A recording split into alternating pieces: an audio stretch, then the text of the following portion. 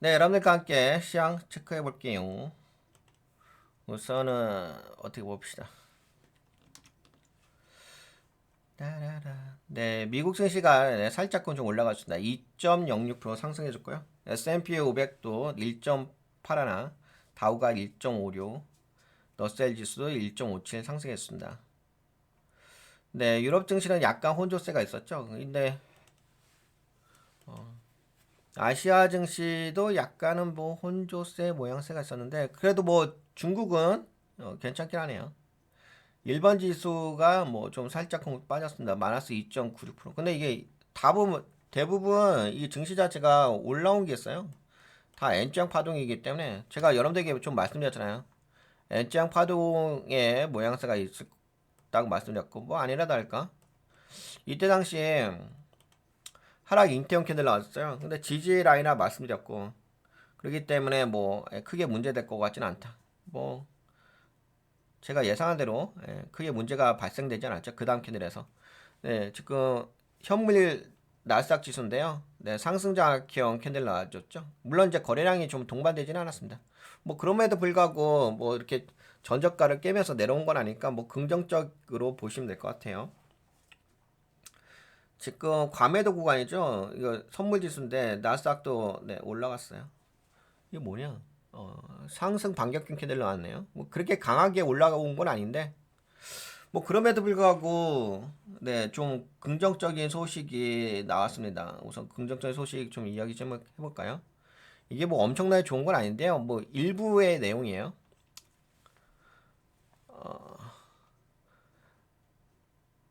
네, 이 내용은 트럼프 대통령이 중국산 제품에 대해 한 145% 관세 조치 중 일부 품목에 대해서 스마트폰, 반도체 등 기술 제품에 대해서 관세 예외 조치를 부여한 내용입니다. 관세 예외 조치의 핵심 내용. 트럼프 대통령은 다음 품목을 중국산 제품에 대한 145% 보복 관세에서 제외한다고 발표했습니다. 이 다음 품목이라면 여기 있는 품목이죠. 네, 이 조치는 미국 관세 국경보호청에 의해 가이드라인 형태로 2025년 4월 11일 금요일 저녁에 공식화되었습니다. 그래서 스마트 기기, 스마트폰, 컴퓨터, 랩탑 요거는 이제 관세 품목에서 제외된다는 거죠. 그러니까 145% 보복 관세에서. 결국에는 뭐 기본적으로 제가 그 방송 제목에도 타이틀에도 올려드리긴 했는데 어디 갔냐? 예. 방송 제목 요거 기사 내용. 기술주는 살았다. 예, 빅테크 안도. 결론은 저거죠. 네, 스마트 기기, 스마트폰, 컴퓨터, 랩탑, 반도체 관련, 세미컨덕터, 칩스, 솔리드 스테이트 드라이브 약간 좀 낯선 단어들이 있죠. 전문적인 용어긴 한데 저장 장치, 플래시 드라이브, 그 다음에 메모리 카드, 기타로 뭐 솔라 셀? 이거 태양광 쪽이잖아. 그다음 플랫 패널 TV 디스플레이. 예. 그래서 결국에는 뭐 전자제품 관련해서 특히 뭐 애플이 좀 수혜를 받을 수 있겠다 볼 수가 있긴 하겠죠. 그 여러분들 그 제가 다 자료는 올려드리긴 했습니다. 예, 올려드렸는데 네, 요거는 이제 오늘 올려드린 거고 어제 기사 내용이라든지 자료들을 좀 살펴보게 되면 애플이 중국의 의존도가 엄청나게 높죠. 애플의 중국 의존도가 거의 뭐 90% 정도가 네, 중국 의존도고 나머지 한 2% 정도가 네, 인도 쪽으로 해서 생산을 하고 있습니다. 그랬다가 중국 의존도가 엄청 높아가지고 요새 애플이 좀 주가가 좋지 않았습니다. 그런데 이제 이렇게 네, 스마트폰 반도체 기술 관련된 종목들의 그 품목들이 관세 예외 조치를 받았으니까 뭐 이제 좋겠죠 시장이. 예, 이제 긍정적으로 시장은 반응을 할 겁니다.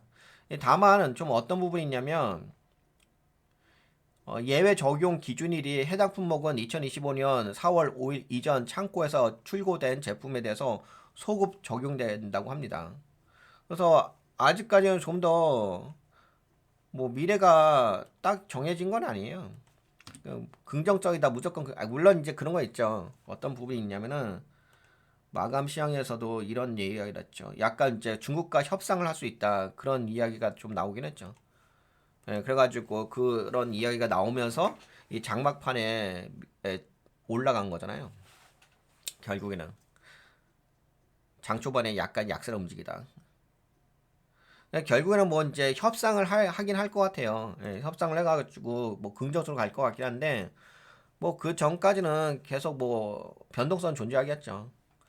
근데 어쩔 수 없어요. 뭐 지금 이렇게 지수가 내려와 있는 상태 있잖아요. 이렇게 지수가 내려와 있는 상태에서는 뭐 변동성 당연히 존재해요. 뭐 변동성 좀 감안하시고 투자 전략을 가져가시면 될 것 같고 다만 이제 이 트럼프 대통령의 정책 자체가 되게 불확실성이 높잖아요. 그리고 그걸로 인해 가지고 지금 미국 경제가 매우 안 좋아지고 있는 상황이고요. 물론 이제 지금 당장에 여러분들이 그 경제 지표를 통해 가지고 인식을 할 수 있는 상황은 못 됩니다. 그 경제 지표에 대한 이제 인식, 그러니까 관세 부과에 의한 영향도에 대한 직접적인 경제 지표에 대한 평가는 뭐 빠르면은 이제 4월이 아니죠. 빠르면 뭐 5월 지표? 5월 달에 나오는 이제 4월 지표죠. 5월 달에 나오는 그러니까 5월 달에 나오는 4월 달까지 적용된 지표. 예, 이런 지표들이 이제 선행 지표로 해가지고 좀 나오긴 하겠죠. 그러면서 계속적으로 나오면서 뭐 실적 뭐 1분기 실적 발표도 있고, 그다음에 1분기 실적 발표도 그렇게까지 큰 영향을 주진 않을 거예요. 왜냐면은 이게 좀 여러분들 착각하실 수 있는 부분이 뭐가 있냐면은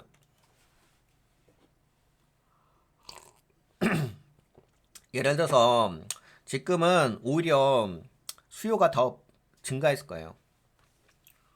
이제 관세를 부과한다는 이야기가 있었잖아요. 그러니까는 미리 그 바이어 쪽에서 물품을 샀어요. 가격이 올라가잖아요. 관세를 부과하게 되면 가격이 미리 올라가잖아요. 그래서 창고에 쟁여놓은 거거든요. 그렇기 때문에 오히려 그 요번에 실적 발표하는 그 내용에는 이 관세 부과에 대한 부분이 그렇게까지 피해로서 적용되지는 않을 겁니다. 아마도. 근데 진짜 관세 부과로 인해 가지고 영향을 받는 실질적인 데이터는 그러니까 지금이 이제 4월에서 5월이 2025년 1분기 데이터잖아요. 그냥 회계 기준으로 해서 통상적으로 뭐 회사마다 다르긴 하겠지만 그냥 2025년 1분기 실적 발표가 나오잖아요. 근데 여기는 관세 영향이 그렇게까지 큰 피해는 있지 않을 거예요. 크게 영향을 주지 않을 거예요. 근데 2분기 실적 발표가 7월달, 8월달 정도죠. 그때 발표되는 타이밍에는 관세에 대한 영향이 있을 겁니다. 예, 그리고 아까 전에도 뭐 이야기한 것처럼 뭐 오늘 이거 4월 5 여기 봐보세요. 해당 품목은 2025년 4월 5일 이전 창고에서 출고된 제품에 대한 소급 적용인 거잖아요. 예, 수입 업체 입장에서는 다음과 같은 전략적 차이가 발생합니다. 4월 5일까지의 선적된 물량, 미국 입항 이후에도 관세 면제 대상. 근데 4월 6일, 그러니까 4월 5일까지는 괜찮은데 4월 6일 이후 선적된 부분은 145% 관세 부과를 여전히 받을 가능성이 있는 거죠. 왜냐하면 기준 자체가 4월 5일이니까, 그렇죠? 물론 또 이 내용도 워낙 그 트럼프 대통령의 어떤 행정 정책 자체가 워낙 변동성이 크기 때문에 뭐 협상 이야기하고 그러면 뭐 다시금 뭐 나중에 또 뭐 4월 6일 뭐 기준 뭐 그래가지고 뭐 5월 달에 뭐 했는데 소급 적용돼가지고 뭐 4월 6일에 출하된 부분도 다 관세 면세 조치를 받는다 뭐 이렇게 또 이야기할 수도 있어요. 그리고 또 어떤 이야기도 있냐면은 이게 관세 부과를 뭐 4월 9일이라니 4월 2일 날 뭐 막 이렇게 했잖아요. 그러니까 트럼프 대통령의 그냥 말 한마디, 말 한마디가 아니라 뭐 이렇게 행정명령을 하긴 했지만 그 순간순간 순간적인 그 발언을 하면서 바로바로 적용을 해버렸잖아요. 그래서 이게 여러분들도 뭐 기사 읽어보셔서 아시긴 하겠지만 그 시스템 자체가 미국의 뭐 이제 관세 부과하는 그 시스템 자체 있잖아요. 세관. 거기서 그게 마련되어 있진 않아요. 뭐 옵션만 바꾸면 되긴 하는데 그게 그렇게까지 어 검증이 되어 있는 상태는 아니에요. 그래서 예를 들어서 뭐 10% 정도 기본 관세를 부과를 해야 되는데 들어온 물품에 대해서 근데 그 물품에 대해서 부과를 못하는 오류가 발생한 상황까지 지금 일어나고 있습니다. 물론 뭐 나중에는 정리가 되고 뭐 지금 뭐 수작업으로 한다고 하는데 그래서 되게 지금 시장 자체가 그냥 뭐랄까 심리적인 관점으로 들쭉날쭉한다고 볼 수가 있어요. 근데 이거를 어떻게 보셔야 되냐면은 그냥 그러면 뭐 워낙 그 트럼프 대통령의 정책 자체가 불확실성, 불안정성, 즉흥적 이러다 보니까는 뭔가 음 확정적이지는 않잖아요. 그렇죠? 그러면 변동성은 계속 존재할 수밖에 없죠. 다만 그런 건 있긴 하겠죠. 지금은 그동안 이제 확 에스컬레이트 됐잖아요. 감정의 어떤 이 갈등 자체가 와 이렇게 치솟아 올라왔다가 그래서 뭐 지금 145%까지 치솟아 올라온 거 아니겠습니까? 근데 중국에서도 이제 대응 보복을 해가지고 125%까지 와 올리고 뭐 이런 식으로 대응을 한 거잖아요. 근데 중국에서 125% 관세 부과한다고 이야기를 하면서 미국 제품에 대해서 뭐라고 이야기했어요? 뭐라고 덧붙였어요? 이제는 더 이상 올리지 않겠다. 중국에서. 왜? 125% 이상 더 올려봤자 아무런 의미가 없다. 실질적인 효과, 의미 자체가 없기 때문에 그냥 우리는 미국 제품에 대해서 보복관세에 대해서 125%로 그냥 종료하겠다. 왜? 아 그렇잖아. 뭐 두 배 이상 떠버렸는데 누가 그 미국산 제품을 사겠어. 이 정도면 더 이상 미국산 제품을 사지 않는다는 얘기예요. 못 산다는 얘기예요. 누가 사겠냐고 이렇게 비싸졌는데. 예, 그렇기 때문에 여기서 뭐 125%에서 다시금 뭐 에스컬레이트 돼가지고 뭐 미국에서 또 올리고 뭐 중국에서도 올리고 이렇게 하는 것 자체가 그냥 감정 낭비고 소모성적인 정책이기 때문에 이 정도만 해도 미국산 제품은 중국에 들어올 수가 없다. 예, 이렇게 단정해서 이야기했기 때문에요. 더 이상 에스컬레이트 될 수 있는 상황 자체가 안 돼요. 그러니까 지금은 이제 최고조입니다. 그러면 이렇게까지 최고조라고 한다면 당연히 뭐 여러분들 드라마도 보시고 영화도 보시면서 아시잖아요. 감정이 최고조로 올라왔으면 지금 감정 싸움을 하는 거 아닙니까? 그러니까 이성적인 내용 자체가 없잖아요. 아, 웃기지 않나요? 어? 비즈니스 관계에서 감정으로 비즈니스예요? 웃겨 코미디야 완전.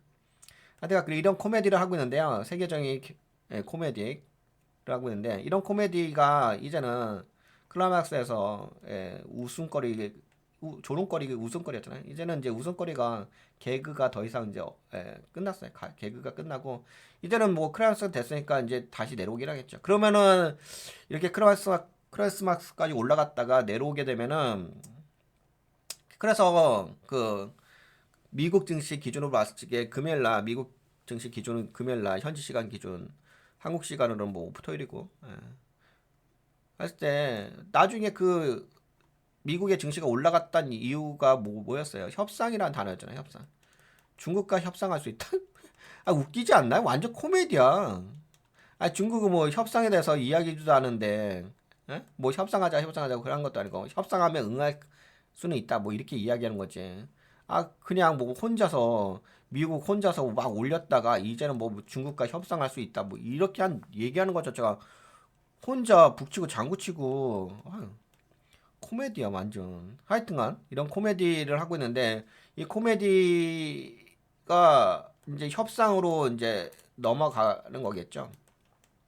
다만 그 협상이 뭐 빨리 이루어질 것 같지는 않습니다. 뭐 자존심 어차피 감정 싸움이었잖아요.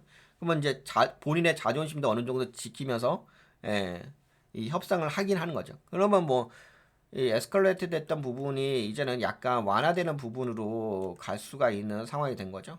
예, 그 완화되는 상황으로 간다면 그럼 뭐 증시에서는 그동안의 악재를 미리 주가라는 거 아시죠? 주가라는 것은 미리 선반영되는 부분인 거고 선반영된 부분에 의해서 지금까지 지수가 빠진 거니까 그러면 이제는 더 이상 감정의 골이 높아지는 영역은 아니고 이제는 어느 정도 이제 협상 단계로 갔다라고 보시면 될 수 있겠습니다. 그러면 뭐 증시는 앞으로는 네 뭐 전반적인 흐름은 나쁘진 않을 거예요. 뭐 전저가를 좀 높여가면서 물론 그거 있죠. 워낙 지금 많이 빠진 부분이 있기 때문에 뭐 높아가는 게 뭐 한계는 있죠. 왜냐면 미국 경제 자체 완전 제가 얘기했잖아요. 미국 경제가 초토화됐다고. 초토화되어 있는 상태고 회복 불가능한 회복 불가능한 상태. 미국 경제는 회복 불가능한 상태까지 됐기 때문에 뭐 올라가는 것은 그냥 반등형처럼 보시면 될 것 같고요. 그래서 계속 여러분들에게 제가 강조해야 되는 부분은 근데 제가 뭐 강조해 드릴 굳이 제가 강조해 드릴 필요는 없고 뭐 결국에는 뭐 제가 예상한 대로 움직였잖아요. 이거 작년에 제가 여러분들에게 미리 그려드린 거 아니겠습니까? 바로 내려왔잖아요. 바로 내려왔고 제가 뭐라 했어? 반등이 있을 거라고 얘기잖아요. 지금 그냥 반등이에요, 반등. 그리고 아까 말씀드린 것처럼 그러면 이제 이거에 대한 어떤 그리고 또 이것도 있잖아요. 뭐가 있냐면 90일 유예잖아요. 90일이면 30일이면 3개월이잖아요. 3개월이면 뭐예요? 결국에는 뭐 이제 아까 말씀드린 것처럼 2분기 아니겠습니까? 그러면 뭐 6월 달부터 9월 달 아니면 최대 10월 달 요 사이에 이제 어떤 또다시 뭐 10% 관세 10%만 적용된 기본 관세 적용된 고율 관세에 대해서 면제를 해준 거잖아요. 그걸 면제라고 하는 것 자체도 뭐 말도 안 되는 소리이긴 한데 논리도 안 맞아요. 논리도 안 맞는데 뭐 그걸 했다고 하니까는 그러면 뭐 6월 달에서 9월 달에 또다시 고율 관세가 제기가 된다고 한다면은 그때 뭐 다시 한번 이렇게 좀 폭락하면서 실제적으로 또 경제에 치명적인 타격이 있는 결과가 증시에 좀 반영될 수밖에 없긴 하겠죠. 그렇게 흐름을 좀 보시면 될 것 같습니다. 그러면 뭐 지금은 어떠냐? 지금은 괜찮죠. 지금은 어차피 빠진 거 대비 반등해 주는 거니까 뭐 지금은 당분간은 괜찮을 겁니다. 그래서 현재로서는 뭐 다만 이제 그건 있을 거예요. 다만 어떤 부분이 있냐면은 이거 여기잖아요. 빅스 지수. 빅스 지수가 이미 좀 높은 지대에 올라와 있어요. 50 여기 뭐 이걸로 보니까 뭐 60까지 찍었네. 거의 60, 60 찍은 상태. 그리고 뭐 최근에 내려온 게 30 정도 내려온 거 아니겠습니까? 그러면 이거는 말도 안 되는 거죠. 변동성 자체가 기본적으로 25, 27인데 그냥 여기에서 노는 거예요. 그럼 결국에는 높은 고지대에서 변동성을 주면서 움직인다고 하니까 그래도 이건 있겠죠. 정가를 돌파하지 않았고 이전 캔들 자체가 석비랑 캔들 나왔고 롱바디 그리고 지금 나름대로 이렇게 고점을 낮추는 부분이 있으니까는 좀 변동성은 시간이 지나가면서 좀 잦아드는 건 있긴 하겠죠. 그런 부분이 시장에 좀 적용될 수는 있을 것 같긴 합니다. 그렇다고 한다면은 그냥 좀 지금은 변동성만 좀 고려하고서 투자 전략을 가져가시면 될 것 같아요. 시장 자체를 뭐 부담스럽게 볼 필요는 없을 것 같고 그 다음에 그냥 한국 증시도 같이 더불어서 좀 이야기 좀 해볼까요? 한국 증시도 이야기한다면은 아무래도 좀 한국 증시를 좀 이야기할 필요가 있기는 있죠. 어, 우선은 한국 마감 증시를 함께 이야기 좀 해볼게요. 자료를 보면서 제가 정리한 자료가 좀 더 정확하니까 금요일날 기준 코스피가 마이너스 0.5% 하락을 했고요. 코스닥은 2.02% 상승을 했었습니다. 코스닥은 좀 많이 올라가졌죠. 여기 보시게 되면 근데 이게 지금 코스피가 돌파 갭이 나온 상태거든요. 상승 인테형 캔들 났고 그 다음에 코스닥 자체가 올린 롱바디 캔들 나왔어요. 그래서 지금은 올린 화이트 롱바디 캔들 나왔기 때문에 지금은 괜찮죠. 현재 상태는 긍정적인 상황이라고 볼 수 있을 것 같아요. 그리고 네 그리고 뭐냐 야간 선물 지수도 좀 올라왔어요. 이전 캔들에서는 이제 하락 방향 캔들 나와가지고 약간은 거래소 쪽 코스피가 마이너스 0.50으로 살짝 조정받았는데 그래도 야간 선물 지수에서 1.81%로 좀 올라온 건 있어요. 그런 부분이 있어서 좀 그래도 미국 증시가 좀 올라온 것도 있고 지금 또 기술주 관련해 가지고 예외 품목이라는 협상 관련된 이야기가 좀 나와가지고 뭐 나름대로 지금은 반등해 줄 수 있는 타이밍이 될 겁니다. 그러면 뭐 반등해 줄 수 있는 타이밍이 된다고 한다면은 약간은 이제 그동안 좀 많이 빠졌던 좀 기술주 위주로 좀 보실 필요가 있긴 하겠네요. 뭐 예를 들어서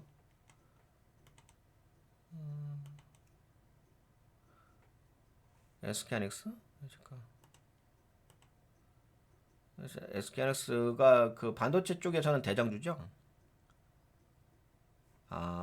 SK하이닉스는 개인 외국인들이 좀 던졌구나. 기관계가 매수했고 개인이 그래서 좀 약간 약한 게 있구나.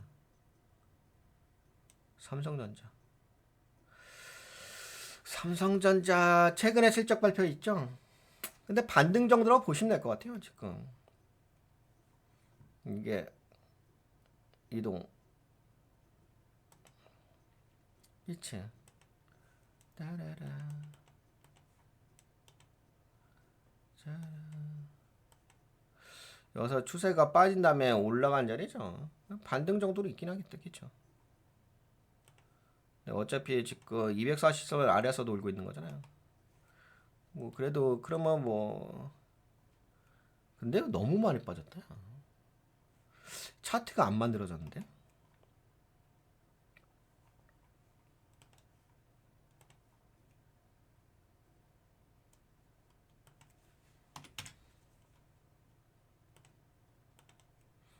차트가 안 만들어졌다, 그치?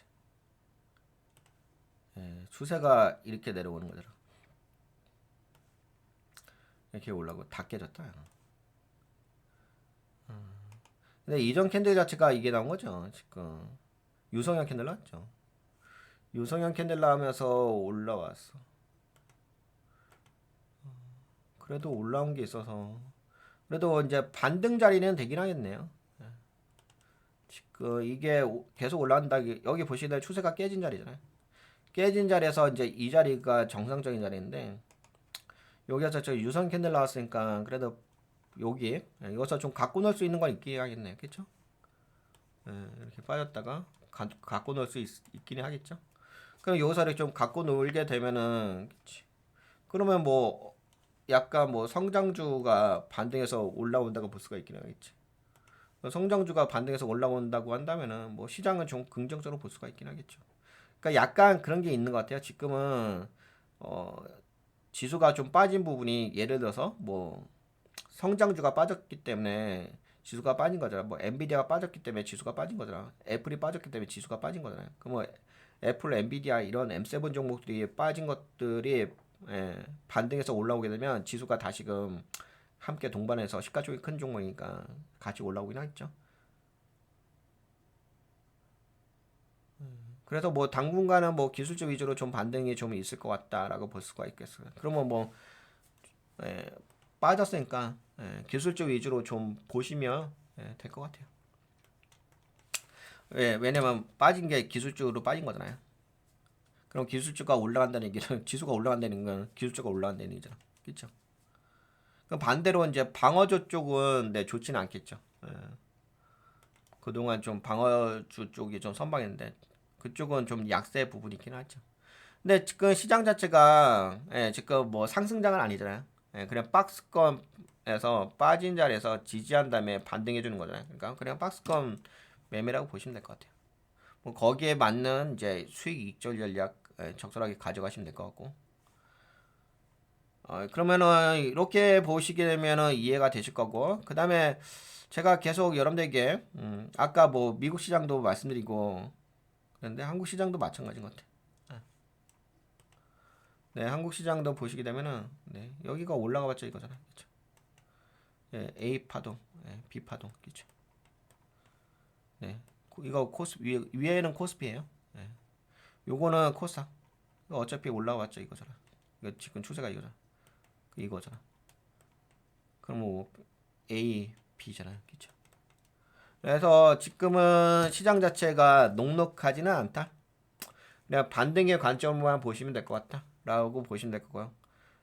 뭐 그래도 또 예, 참 웃긴 게 있죠. 사람이 또 이게 냉정하게 분석하는 거고 또 일반 개인 투자자분들이 접근하는 거고 뭐 일반 개인 투자자분들은 또 빠졌다가 올라오면은 또 좋아라. 언제 또 세상이 그랬냐 또 다 까먹긴 하겠죠. 그거야 뭐 일반 개인 투자자분의 내구조니까 저하고는 상관없으니까 그러실 분들 그렇게 하시고 극도의 뭐 이건 상관없어요. 예, 이거는 뭐 중요한 건 아닙니다. 근데 이런 건 있는 것 같긴 합니다. 예, 약간 뭐 심리적인 관점으로 본다면은 네, 극도의 공포 자리 8이었잖아요. 예, 8이었다가 13까지 올라왔을까 약간 심리가 그래도 약간 개선되어지는 부분이 있다. 그냥 요 정도 공감하는 수준에서 한번 볼게요. 뭐 컨트라이언 매매법으로 본다면 오히려 지금이 기회이긴 하죠.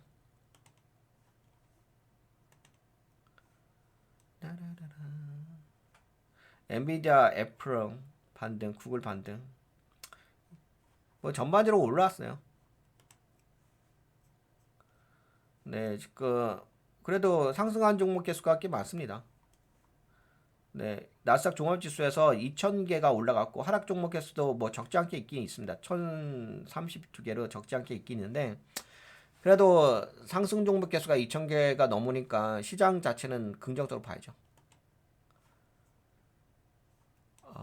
그리고 세미컨덕터 반도체가 제 얼굴 올립시다. 세미컨덕터 반도체가 3.17% 정도. 네, 멀티러즈 2.99. 다 올라왔죠. 네. 컨슈머 디스크레셔너의 1.09 임의 소비재죠. 그리고 아까 말씀드린 것처럼 달러 인덱스는 폭락, 예, 폭망했습니다. 달러 안전자산 아닌 거 아시죠? 이제는 예, 위험자산.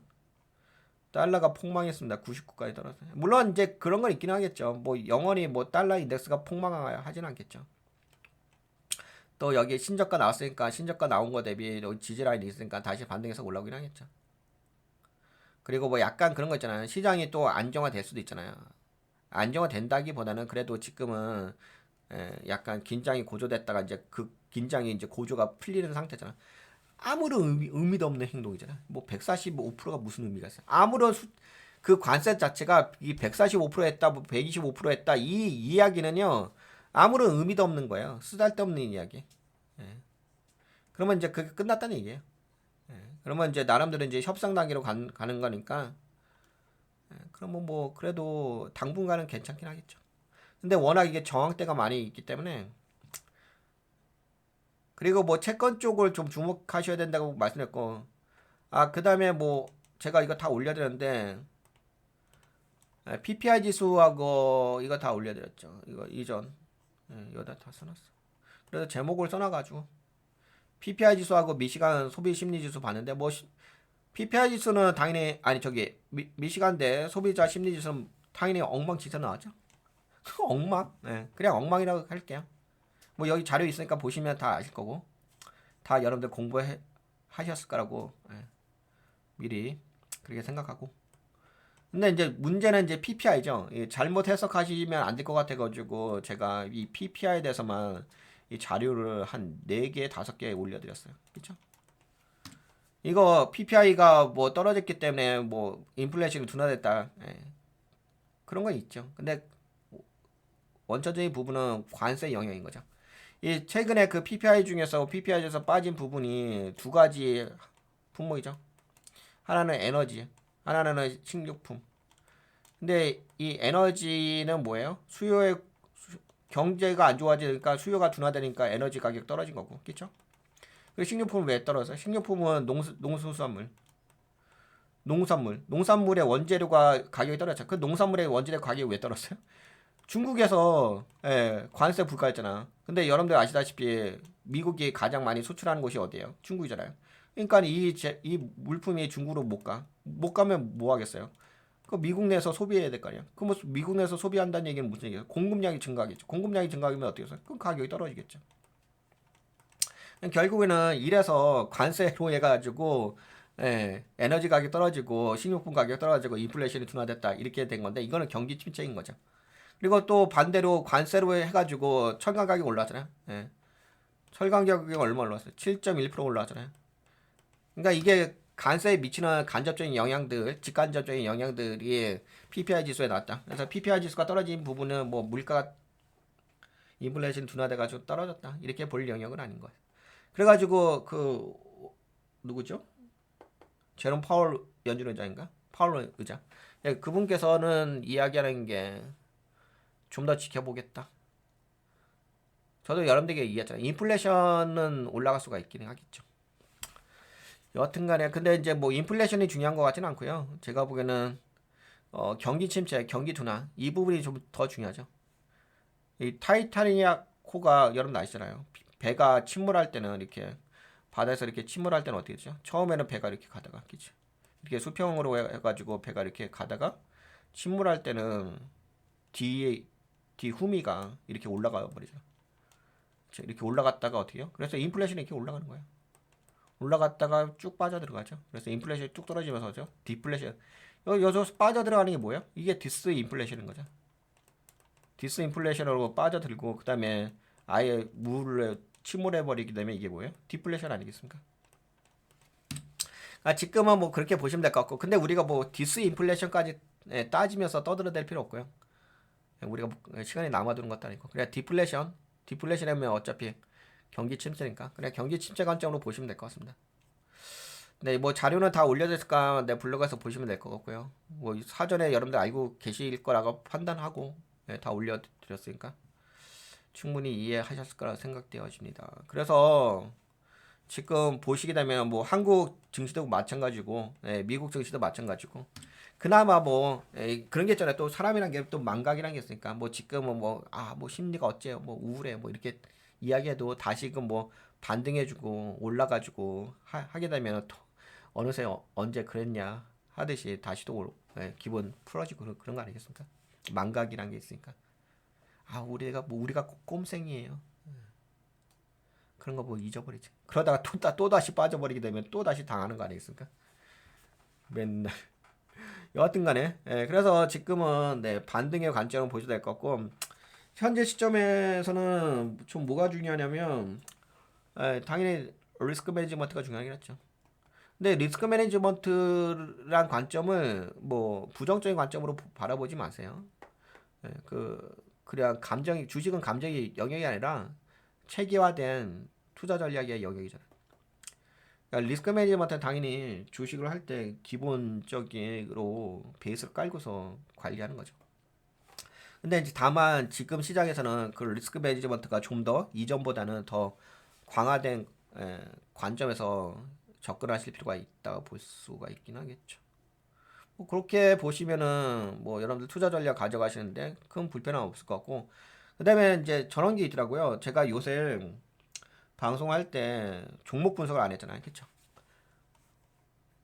저도 이제 고민을 해봤어요. 그래도 뭐 방송을 하면서 시청자분들하고 소통도 해야 되고 여러분들과도 좀 이야기 좀 해야 되고 좀 조회수도 높여야 되고 하는데 뭐 증시에 대해서 뭐 별 관심도 없고 그리고 심리도 어차피 다 무너졌고 그나마 이제 개인 투자자분이 이제 다들 관심 있는 게 뭐 본인 종목 아니겠습니까? 그 종목 분석 올려드리면 그래도 조회수는 올라오니까. 그래서 이제 뭐 그렇다고 해가지고 뭐 조회수 때문에 뭐 종목 분석하는 것도 아니고 뭐 해봤자 얼마나 좋아야 한다고. 뭐 그거 갖다 뭐 나한테 도움되는 것 별로 큰 도움 되는 것도 아니고. 근데 이제 그게 문제가 아니라 종목 분석에서 제가 올려드리는 게 뭐 문제가 아니라 그동안은 이제 제가 종목에다가 분석을 안 했잖아요. 그러면 이제 제가 종목 분석을 어떤 관점에서 좀 분석을 할 필요가 있을까를 좀 생각을 해봤어요. 그냥 방송 켜갖고서 떠들어대는 게 무슨 의미가 있겠어요. 물론 뭐 남들보다 약간 지식이 있으니까 그거 떠들어대면 그거 듣고서 약간 마음의 위로는 가져갈 수 있긴 하겠지만 그거하고 돈 버는 거하고는 핵심은 아니니까 지금 포인트의 관점은 아니니까. 근데 이제 어제 좀 고민을 해보니까는 지금의 그 종목 분석 관점은 어떤 관점으로 접근해야 될까 생각했는데 어제 그래도 답을 좀 찾았어요. 리스크 매니지먼트, 위험 관리 측면에서 종목을 분석하게 되면은 그게 여러분들에게도 좀 도움이 되실 것 같긴 하고요. 왜 이런 말씀 드리냐면은 지금이 그 되게 이게 이제 워낙 그 트럼프 대통령의 관세 정책이라든지 그리고 이게 또 뭐가 있냐면요. 아까 전에도 말씀드렸잖아요. 문제가 자체가 뭔가 이렇게 단계 스텝 바이 스텝 단계별로 가야 되잖아요. 그래야지 뭐 하이단에서 준비하시는 분들도 그 관세에 대해서 뭔가 준비를 하는 거죠. 아까 말씀드렸잖아. 트럼프 대통령이 그냥 관세 부과 145%뭐 120%막 이야기해. 25%막 이야기해. 근데 그 하위단에서 이 시스템에 대한 점검을 하시는 분들이 그게 준비가 안 된 상태야. 그러니까 오류가 발생하는 거 아니겠습니까? 한국에서 입항할 때 관세 부과를 하는 데 있어서 보편적 관세 10% 부과 그것도 적용이 안 돼. 예, 지금 그런 수준입니다. 뭔가 이렇게 준비가 안 된 상태의 수준. 갑자기 왜 이 얘기했지? 여하튼간에 그래가지고 어떤 부분이 있냐면 지금은 종목 분석을 할 때 아까 말씀드린 것처럼 위험 관리가 좀 중요하다고 했잖아요. 이 관세 영역 자체가 워낙 즉흥적으로 나오고 있고 여러분들 아세요? 지금 관세가 뭐 부과된지 아십니까? 일목요연하게? 아니, 그러니까 내가 예를 들어서 이런 거야. 제가 관세에 대해서 너무 많이 나오다 보니까는 그래도 알아야 될 거 아니야. 뭐 어느 날에 몇 프로 부과되고 뭐 어떤 품목에 대해서 어떻게 부과되고 그리고 어떤 이제 품목에 대해서는 언제 관세가 부과될 예정이고 이게 지금 시장의 중요한 포인트잖아요. 여러분들 다 아세요? 지금 시장? 워낙 즉흥적으로 부여했다가 면제했다가 뭐 철회했다가 난리도 아니잖아요. 예. 그러다 보니까는 지금 그 투자자분들이 시장을 인식하는 게 어떻게 인식하시냐면 이 논리적 관점이라든지 데이터 관점으로 인식을 못 하시죠. 왜? 심지어 뭐 본인 나라 미국 자체 나라의 그 행정 담당자분들도 이게 적용을 10%를 적용을 해야 되는지 말아야 되는지 시스템을 업그레이드 했는지 안 했는지 이런 상황인데 아니 본인 미국 자체도 그런 수준인데 그 간접적으로 듣는 우리들은 더 심하지 않겠습니까? 더 혼란스럽지 않겠냐고요. 그러니까는 이게 그런 게 있어. 사람은 여러분들도 아시잖아요. 단순해야 되잖아요. 내가 내 본업이 있기 때문에 이 주식 자체가 내가 본업이 아니잖아. 그러면은 뭔가 직관적인 내용으로 이해하고 싶은 거지. 내가 복잡하게 전문가도 아닌데 그렇게 이해할 수는 없잖아요. 여러분들이 뭐 야구를 좋아하는 이유도 그러잖아요. 야구라든지 뭐 축구 좋아하는 이유도 단순하잖아. 그냥 골 넣으면 좋아하는 거고 골 먹으면 기분 나쁜 거고 이런 게 단순하니까 내 일이 아니니까 뭔가 생각을 좀 단순화시키고 싶어서 그런 거잖아요. 그러니까 지금은 되게 복잡해졌어요. 복잡해지다 보니까 어떻게 되냐면 복잡해지게 되면은 안 봐요. 거부해요. 왜? 아니 내 본업도 해야 될 일이 쌓이는데 아니 복잡한 거 내가 그걸 왜 봐? 그래서 거부해요.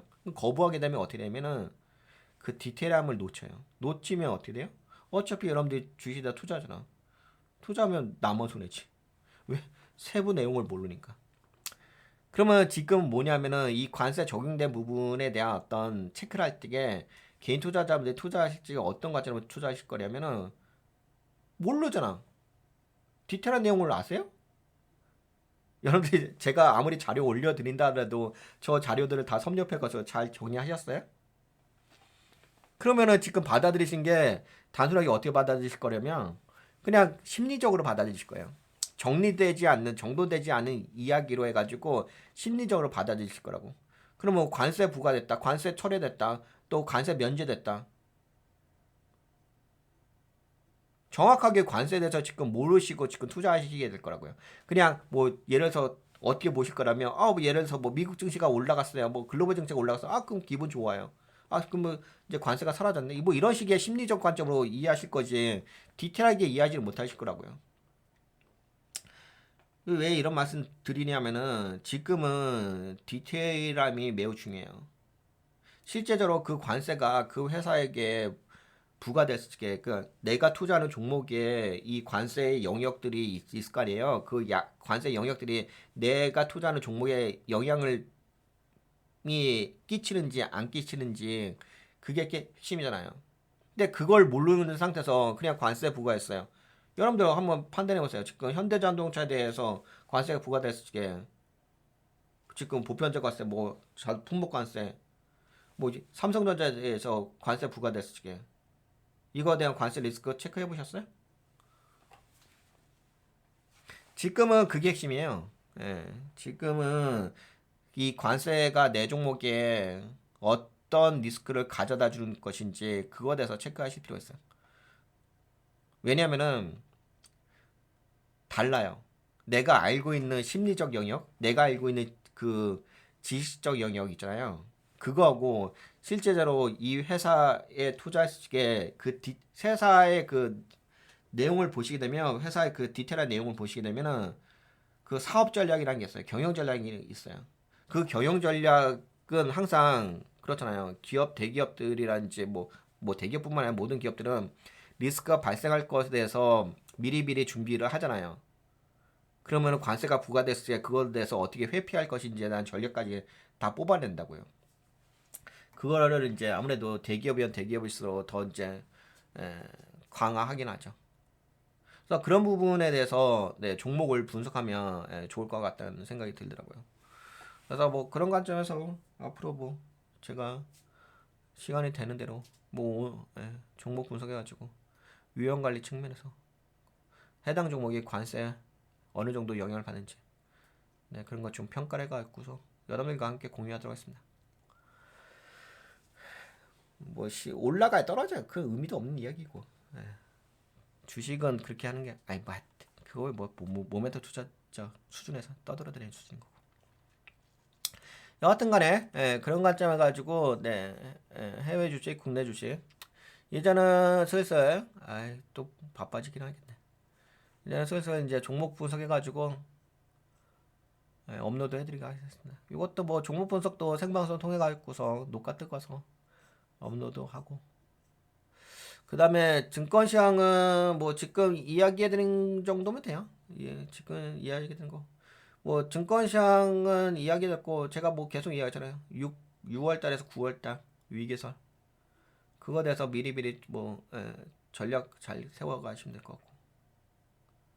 근데 또 이제 또 월요일부터 또 반등해주면 또 다 까먹지 뭐. 그래서 또 이제 그날 되면은 또 뭐 9월달, 10월달 뭐 폭락장 오면 또 그제서야 뭐 이거 어떻게 해요? 뭐 또 난리치겠지. 제가 뭐 방송을 하루 이틀 하는 것도 아니고 주식을 하루 이틀 하는 것도 아니고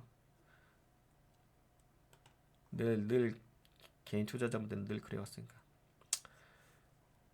똑같이 그렇겠지. 여하튼간에 뭐 그러던 말건 그 뭐 가치 투자 방송에서는 돈가치 TV에서는 뭐 별 관심의 영역도 아니니까 그렇게 보시면 될 것 같고 그리고 또 이야기해 드릴 게 뭐가 있을까요? 요거 그래요? 그 다음에 뭐 채권 쪽은 있는데 채권 쪽은 채권 금리 계속 올라가는 거잖아요. 그건 뭐 굳이 제가 떠들어댈 필요 없죠. 저번에 올려드렸잖아요. 영상 올려드렸으니까 뭐 보신 분들은 보시면 되는 거고 못 보신 분들은 뭐 어쩔 수 없는 거고 안 보신 분들은 관심 없어서 안 보시는 거고 경제 일정 살짝 맛배기로 좀 이야기할까요? 뭐 월요일날 이야기도 되는데 그래도 뭐 월요일날 뭐 이런 거 있어요. 뭐 중요한 건 아니고 15일날도 중요하지 않고 요때가 중요하겠죠. 수요일날 수요일날 소매 판매 요거 이제 이거 한국 시간으로 말씀드린 거예요. 수요일 약간 수요일까지 아마 그 증시가 좀 괜찮을 거예요. 근데 이게 뭐가 있냐면은 이제 목요일 금요일부터는 살짝쿵 증시가 약간 좀 수그러들 거예요. 왜냐면은 금요일 날이 미국, 영국, 독일, 호주 부활절 휴일이라고 하거든요. 그래서 약간 월요일부터 수요일까지는 약간 시장 자체가 좀 살아있는데 목요일부터는 약간 시장 자체가 거래량이 좀 줄어들면서 휴장이 있으니까 그런 거는 좀 있을 거예요. 그거 좀 참고하시면 될 것 같고 그 다음에 요거는 아까 본 거는 한국 시간으로 좀 본 거고요. 이거는 이제 해외 시간인데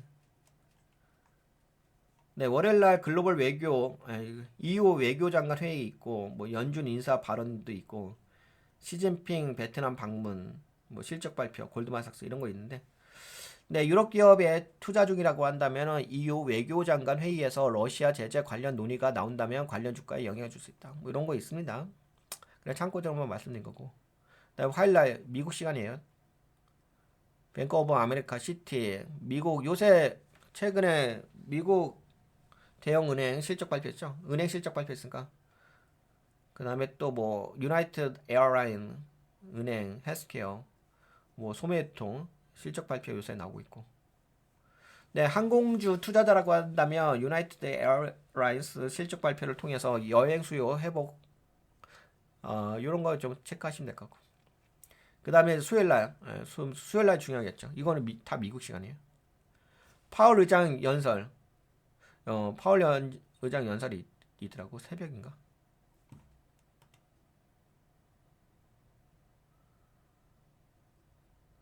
새벽에 있을 거야, 새벽에. 그거 소매 판매 발표하고 나서. 여하튼 간에, 그거 한번 좀 들어보시면 좋을 것 같고요. 그 다음에 뭐 중국 GDP 발표도 있습니다. 뭐 중요한 것은 요거겠죠. 소매 판매하고 파월 의장의 연설. 중국 GDP 성장률이 예상보다 낮게 나올 경우 한국 수출주 원자재 관련 주가가 부정적인 영향을 받을 수 있다. 이거 한번 체크해 보시고. 그 다음에 유럽은행의 금리 결정도 있습니다. 한국은행의 또 금리 결정했죠. 아마 이게 같은 날일 거예요. 다시 한번 체크해 볼까요?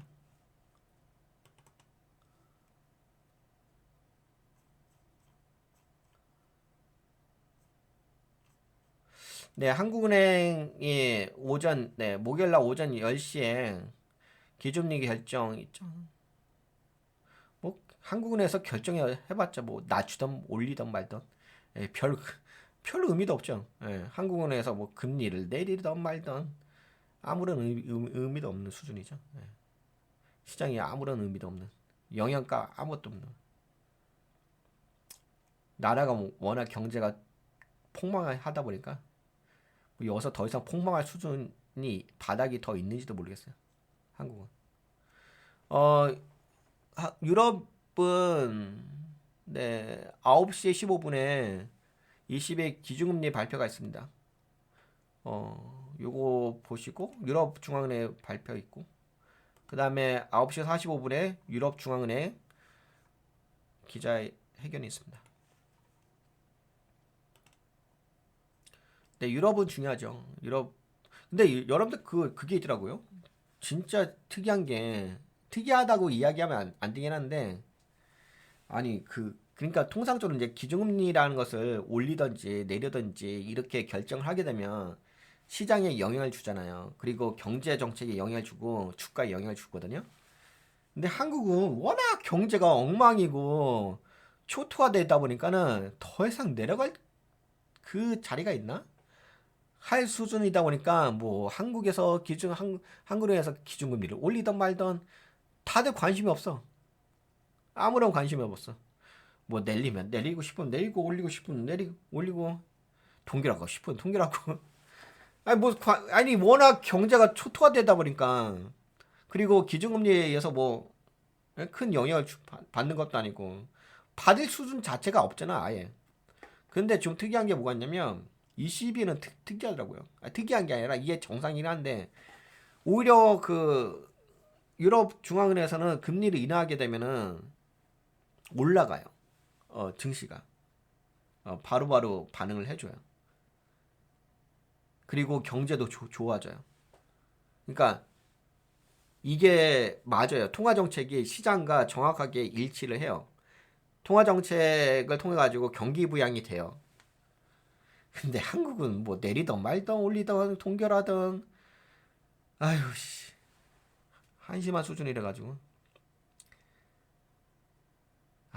근데 이렇게 돼야긴 하는데 유럽처럼 뭐 이런 식으로 돼야 하는데 한 아유 진짜 아유 쪽팔려서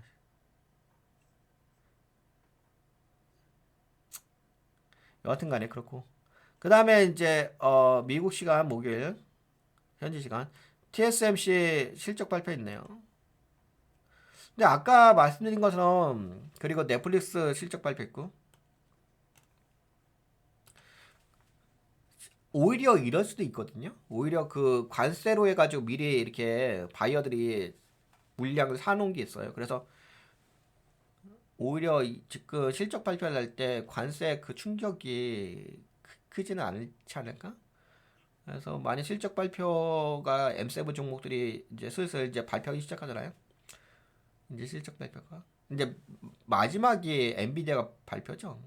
약간 그래도 봤을 때 TSMC가 실적 발표하게 되면은 그래도 약간은 그 기술주가 관세 영향을 안 좋게 받았는지 좋게 받았는지를 어느 정도 가늠할 수는 있을 것 같아요.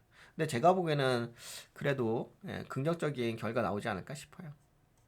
아직까지는 아닌 것 같아요.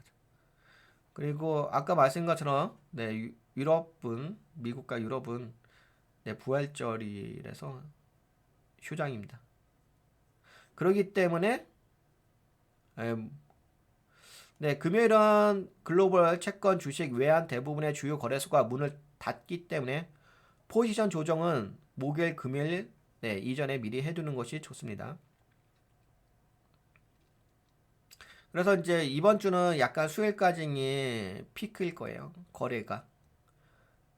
그 다음에 목요일부터는 이제 줄어들고 금요일 날은 근데 이제 한국 시간으로 금요일은 이제 토요일이죠. 약간 그게 있더라고. 이게 제가 이게 글로벌 시장 분석하면서 이 시차 적응이 쉽지 않습니다. 이거 미국 시간으로 계산해야 되고 한국 시간 계산해야 되고 만만치가 않네요. 하여튼간 그런 거 좀 염두하셔갖고서 시간 차이 좀 체크하시면 좋을 것 같고. 근데 뭐 큰 흐름만 아시면 되는 거니까.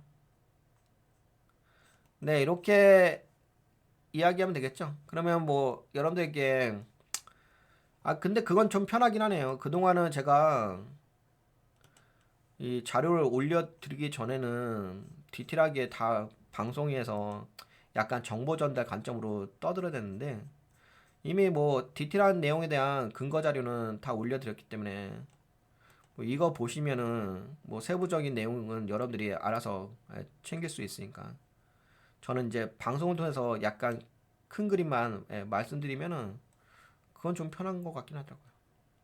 약간은 이제 예전에는 어떤 느낌이 있었냐면 증권시장 방송할 적에 나는 이제 디테일한 부분은 알고 있는데 시청자분들은 이제 제가 정보를 전달하기 전까지는 디테일한 내용까지는 잘 모르시는 거잖아. 근데 지금은 제가 정보를 여러분들에게 디테일하게 자료를 다 블로그에다 올려드렸기 때문에 여러분들이 이제 방송을 시청하기 하시기 전에 이거를 좀 읽어보시고 좀 공부하시고 오시게 되면은 저는 그냥 핵심 포인트만 짚어드리면 되겠더라고요. 예전에는 제가 방송할 적에 이게 좀 노파심에 있어서 노파심이잖아. 이런 이제 자료 올려드리기 전에 이런 걸 잘 모르실 수도 있으니까 그거 일일이 하나하나 짚어가면서 설명을 해드렸는데 지금은 굳이 그렇게 할 필요 없죠. 블로그에 다 자료 올려드렸으니까 이거 보시면은 뭐 여러분들 디테일한 내용 학습이 되시니까 그러면 저는 노파심은 없어지지. 노파심이 없어지니까 여러분들과 약간 큰 그림에서 좀 이야기하는 거죠. 아웃라인에서. 근데 그런 건 있죠. 제가 여러분들과 아웃라인에 대해서 이야기하는 것은 전제 조건이 디테일함이 알고 있는 상태에서 떠들어대는 거지. 디테일함이 없는데 그냥 아웃라인만 떠들어대면은 속빈강정 아니겠습니까? 속이 비어 있는 거 아니에요. 근데 이제 속까지 다 채우고서 속을 채우고서 이제 여러분들과 아웃라인을 약간 이야기하니까 큰 그림을 이야기하니까 좀 시간을 단축시킬 수도 있고 좀 편한 것 같아요. 저도 이제 약간 그런 게 있거든. 방송할 적에 디테일한 거 이야기하게 되면은 그거 하나하나 다 이야기해야 되잖아. 그러니까 이 방송의 흐름이 끊겨. 근데 여러분들과 그냥 아웃라인만 딱딱딱 이야기하니까 저도 좀 편하죠. 하여튼간 자료는 올려드리고 있으니까 이거 보시면 될 것 같아요. 세부적인 내용 이거 보시면 될 것 같고. 그리고 요 정도 이야기하면은 뭐 시장 흐름은 아시겠죠? 뭐 제가 짚어드릴 건 다 짚어드린 것 같아요. 뭐 한국 증시도 짚어드렸고. 글로벌 증시 이야기할 거. 그리고 지금이 어떤 상황인지 그것도 이야기할 거. 그 다음에 이제는 증시는 이 정도 아웃라인 잡고 그리고 나서 이제 그동안 뭐 챙기지 못했던 거 종목 분석. 예. 종목 분석은 이제 관세 리스크 관점에서 여러분들과 좀 이야기하면 될 것 같아요. 그런 관점에서 이 접근해 들어가면 될 듯 싶습니다. 그래도 약간은 그동안에 뭐랄까요? 관세 폭탄의 어떤 그런 에스컬레이션 되는 부분이잖아요. 그런 부분이 약간은 좀 지난 부분이 있는 것 같아요. 살짝쿵 지났다.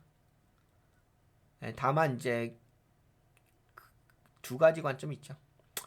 경제란 영역이 있고 그 다음에 채권이란 영역이 있죠. 근데 어차피 그거는 결정 났어요. 그건 어차피 이제 미국은 이제 디플레이션 상태 갈 확률이 거의 뭐 제가 보기에는 90% 이상이지 않을까 싶습니다. 물론 뭐 지금은 그렇게 이야기하는데 또 나중에 또 급반전 될 수도 있긴 하겠죠. 근데 워낙 지금 자체가 트럼프 대통령의 그 하는 행동 자체가 너무 불확실해서 커가지고 그게 만만치는 않을 것 같습니다. 근데 우선은 이런 마인드는 가지실 필요는 있을 것 같아요. 이 정도 수준의 마인드는 갖고서 그 다음에 지금 시장을 접근하시는 게 좋을 것 같아요. 그리고 생존 전략 지금은 생존 전략의 관점으로 접근하시는 게 좋지. 네, 그럼 여기까지 이야기할게요.